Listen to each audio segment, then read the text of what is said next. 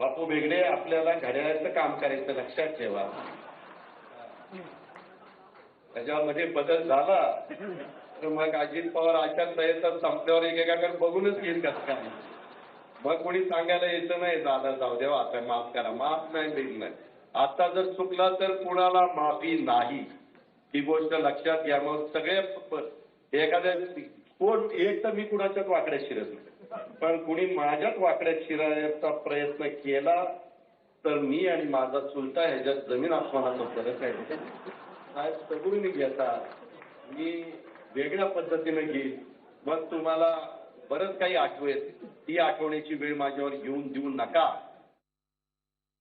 मी तिथं पिंपरी चिंचवडच्याही सभेत सांगितलं, ज्यांना पवार साहेबांच्या बरोबर माझ्या बरोबर काम करायचंय त्यांनी आम्ही उभ्या केलेल्या काँग्रेस राष्ट्रवादी काँग्रेसच्या आघाडीच्या उमेदवार या नात्याने राहुल नार्वेकरांचंच काम हे शेवटपर्यंत केलं पाहिजे.